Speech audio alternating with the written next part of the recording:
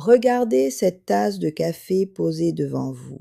Elle est en train de refroidir et honnêtement, votre intérêt pour l'homme assis en face de vous aussi. Cela fait déjà 15 minutes qu'il parle sans s'arrêter, sans même reprendre son souffle. Il déballe ses rancœurs contre son ex-femme, fait l'inventaire de ses anciennes gloires professionnelles ou se plaint de ses petites douleurs. Et vous êtes là, poli, mais vous sentez ce poids immense s'installer sur vos épaules. Une pensée vous traverse l'esprit, brutale et lucide. Je pourrais être chez moi, au calme, avec un bon livre ou entouré de mes amis qui m'écoutent vraiment. Vous réalisez avec une pointe de lassitude qu'il ne connaît même pas encore la couleur de vos yeux, car pour lui, vous n'êtes pas une femme à découvrir, vous n'êtes qu'un public.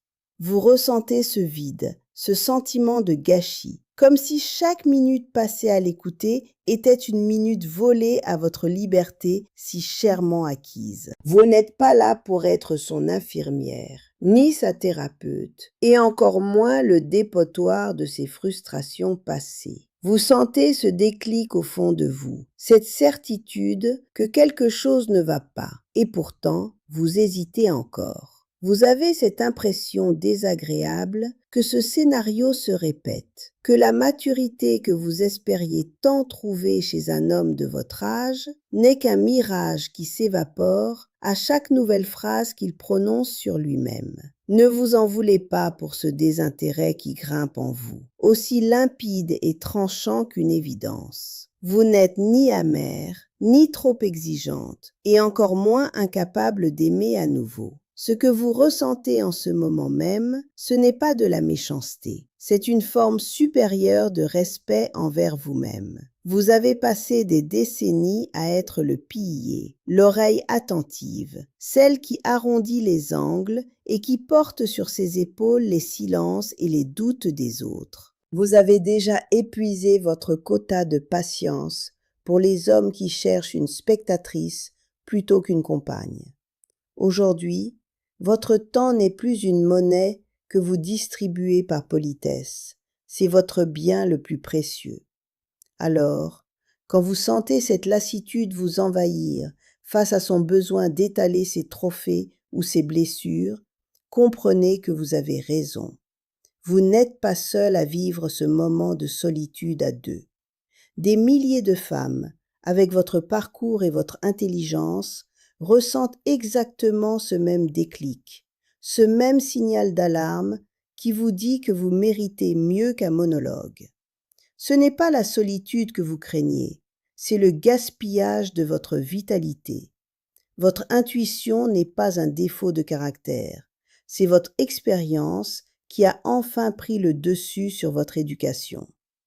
Vous n'avez plus aucune obligation d'être l'infirmière émotionnelle d'un homme qui n'a pas fait son propre ménage intérieur. Ce sentiment de rejet que vous éprouvez est sain, il est légitime, et il est la preuve que vous avez enfin appris à protéger votre paix. Mais regardez bien ce qui se joue de l'autre côté de la table, car la réalité est bien plus brutale qu'un simple manque de savoir-vivre. Vous êtes face à un homme qui ne cherche pas une compagne, mais une greffe pour combler ses propres manques. Le conflit est là, sous vos yeux. Alors que vous espériez la sérénité d'une maturité partagée, vous vous retrouvez piégé dans son musée vivant. Il vous expose ses trophées de 1995 et ses cicatrices de divorce, comme si vous étiez une conservatrice de sa propre histoire. Vous sentez cette tension monter, ce combat intérieur entre votre éducation qui vous murmure de rester poli et votre instinct de survie qui vous hurle de fuir. Vous essayez de vous convaincre qu'il est peut-être juste nerveux, qu'il a besoin de se confier, mais c'est là que réside votre erreur la plus fatale. Vous tentez d'être compréhensive avec ses bagages, alors que vous devriez exiger une présence immédiate. La vérité que personne ne vous dit, c'est que ce monologue n'est pas de la maladresse, c'est du vampirisme émotionnel chronique.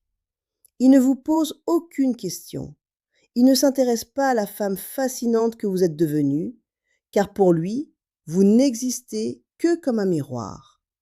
Il a transformé ce moment qui devait être un échange en une séance de thérapie gratuite ou, pire, en un inventaire de pharmacie où ces petites douleurs prennent toute la place.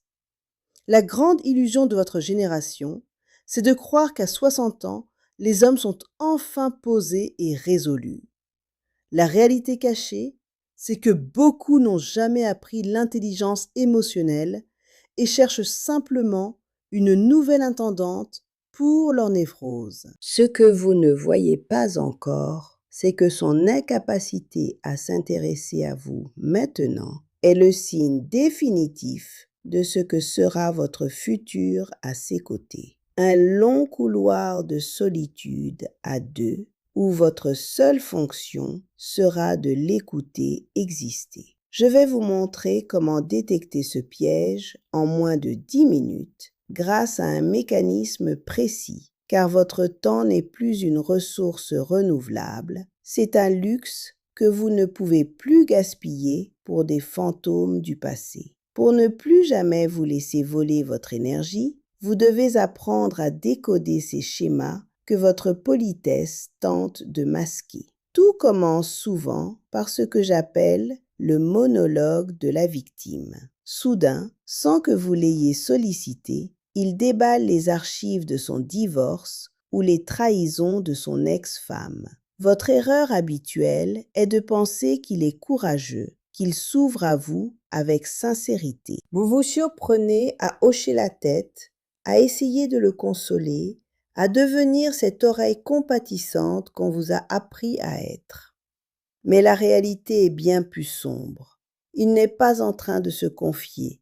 Il est en train de passer une annonce pour recruter sa prochaine infirmière émotionnelle. Il ne cherche pas l'amour, il cherche un tribunal pour valider ses rancœurs. Si après 20 minutes, vous en savez plus sur ses déboires judiciaires que sur ce qui le fait vibrer aujourd'hui, comprenez que vous n'êtes déjà plus une femme à ses yeux, mais un pansement pour son passé. Puis, observez ce virage où la conversation se transforme en un inventaire de pharmacie. Il vous détaille ses dernières analyses, ses douleurs chroniques ou son régime strict. Par empathie, vous essayez de le rassurer, de partager vos propres astuces de santé, pensant créer un lien. C'est un piège. En acceptant de centrer votre rencontre sur ses limitations physiques, vous tuez instantanément toute étincelle de vitalité. Cet homme est déjà vieux dans sa tête et il vous invite à entrer dans sa salle d'attente. La vérité, c'est qu'un homme qui a encore de la vie en lui vous parlera de ses projets, de ses voyages ou de la lumière de cette terrasse, pas de la posologie de ses médicaments. N'acceptez pas de devenir la gestionnaire de son déclin avant même d'avoir partagé un rire. Regardez ensuite s'installer le syndrome du musée vivant. Il vous parle de son titre de directeur en 1995, de ses succès d'il y a 30 ans, de ce qu'il représentait autrefois. Vous pourriez être impressionné par son parcours, mais ne vous y trompez pas. Cet homme vit dans le rétroviseur. Il n'a rien à vous offrir ici et maintenant, car son identité est figée dans une gloire qui n'existe plus. Votre erreur est de tomber amoureuse de l'homme qu'il a été, alors que vous devez composer avec l'ombre qu'il est devenu. S'il n'a aucun éclat dans les yeux quand il parle de demain, c'est qu'il n'a pas de place pour vous dans son futur. Mais le signe le plus révélateur, celui qui doit vous faire reposer votre tasse définitivement, c'est l'absence totale de la question d'or. Il parle, il expose, il brille tout seul, mais il ne vous demande jamais rien. Il ne cherche pas à savoir ce qui vous anime, quel est le dernier livre qui vous a fait pleurer ou ce que vous ressentez à cet instant précis. Votre erreur est d'attendre poliment votre tour, pensant qu'il finira par s'arrêter. Il ne s'arrêtera pas. Son manque de curiosité n'est pas de la timidité. C'est la preuve absolue qu'il cherche un public, pas une partenaire. Pour lui, vous n'êtes qu'un décor nécessaire à sa propre mise en scène. Comprenez que si vous n'existez pas dans ces questions aujourd'hui, vous n'existerez jamais dans ses priorités demain. Chaque minute où vous restez silencieuse à l'écouter s'admirer est une seconde de votre liberté que vous sacrifiez sur l'autel d'un ego qui ne vous donnera rien en retour. Regardez-vous bien dans ce miroir invisible qu'il vous tend alors qu'il continue de s'écouter parler. Vous voyez cette fatigue qui commence à peser sur vos paupières et cette tension dans votre nuque? Ce n'est pas de la simple lassitude, c'est l'épuisement de porter, une fois de plus, le poids d'un homme qui refuse de se porter lui-même. Vous vous mentez en vous disant que vous êtes patiente, que vous êtes une femme compréhensive, ou que c'est peut-être simplement ainsi que sont les hommes de votre génération. Mais la vérité est bien plus brutale. Votre empathie est devenue votre propre prison. En acceptant de rester ce réceptacle passif pour ses échecs et ses gloires passées, vous êtes en train d'étouffer la flamme de votre propre vie. Vous n'êtes pas là pour réparer ce que d'autres ont brisé, ni pour consoler un homme qui n'a même pas la décence élémentaire de vous demander si vous avez passé une bonne journée. Chaque seconde passée à tolérer ce vide est une insulte à votre propre parcours, à toutes ces batailles que vous avez menées pour enfin conquérir votre liberté et votre paix. Vous croyez faire preuve de bienveillance en restant assise là, mais en réalité, vous faites preuve de lâcheté envers vous-même. Vous avez tellement peur d'être jugée comme étant une femme trop exigeante, trop difficile ou amère, que vous préférez sacrifier votre soirée sur l'autel de sa médiocrité émotionnelle. Brisez cette illusion maintenant. Cet homme ne cherche pas une âme sœur avec qui danser vers l'avenir. Il cherche une nouvelle intendante pour ses rancœurs et un public pour son déclin. Si vous ignorez ce cri de votre instinct aujourd'hui, ne soyez pas surprise si demain votre salon se remplit à nouveau d'un silence qui pèse des tonnes, celui de la solitude à deux. Votre temps n'est pas une ressource inépuisable que vous pouvez distribuer par simple politesse. C'est un sablier dont chaque grain qui tombe dans son passé est un grain de moins pour votre propre bonheur. Arrêtez de vous excuser d'avoir des standards et de vouloir de la vitalité. Votre désintérêt n'est pas une erreur de parcours, c'est votre dignité qui reprend enfin ses droits et qui vous hurle de ne plus jamais accepter d'être invisible. C'est ici que tout bascule. Posez-vous cette question simple. Pourquoi restez-vous? Par politesse? Par peur de paraître froide ou trop difficile? Regardez ce pouvoir immense que vous avez entre les mains et que vous oubliez d'utiliser. Vous n'êtes plus cette jeune femme qui attendait d'être choisie, qui espérait plaire à tout prix et qui s'excusait d'exister. À 60 ans, les rôles sont inversés. Vous n'êtes pas là pour passer un entretien d'embauche amoureux. Vous êtes la gardienne d'un sanctuaire que vous avez mis des décennies à bâtir, votre paix. Changez votre regard sur ce monologue assommant. Ne voyez plus cela comme une simple maladresse, mais comme un test de compatibilité immédiat que cet homme est en train de rater. Reprenez les commandes de votre temps en appliquant une règle de fer, celle des 20 minutes. Si, durant ce laps de temps, l'aiguille de votre thermomètre de réciprocité ne bouge pas, si aucune question sincère ne franchit ses lèvres pour découvrir la femme fascinante que vous êtes, le diagnostic est posé. Ce n'est pas un manque de chance, c'est un manque de vie. En reprenant le contrôle de ce chronomètre invisible, vous passez instantanément du statut de spectatrice épuisée à celui de femme stratégique. Votre nouvelle force réside dans une seule bascule mentale. Ne vous demandez plus jamais si vous allez lui plaire, mais demandez-vous s'il est assez vivant, assez curieux et assez résolu pour mériter une seule heure de votre futur. Vous n'avez pas besoin d'un projet de rénovation émotionnelle ni d'un patient à soigner. Vous cherchez un compagnon de route. En cessant de justifier son comportement par votre empathie, vous retrouvez tout votre oxygène. Vous n'êtes pas amère, vous êtes sélective.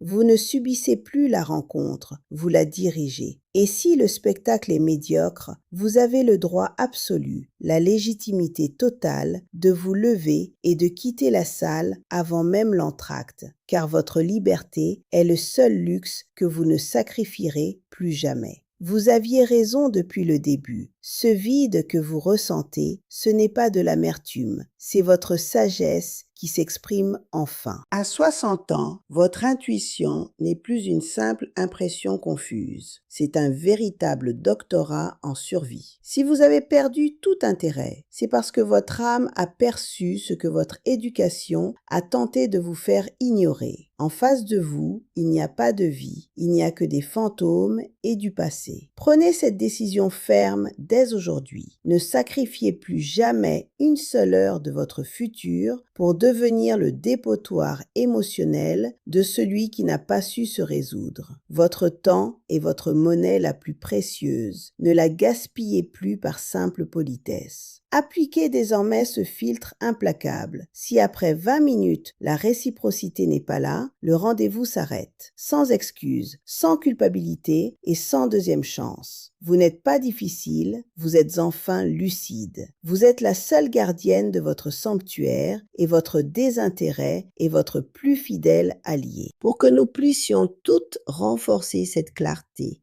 racontez-moi en commentaire quelle a été l'erreur la plus absurde ou le monologue le plus épuisant dont vous avez été témoin lors d'une rencontre. Votre témoignage est une pierre de plus à l'édifice de notre liberté commune.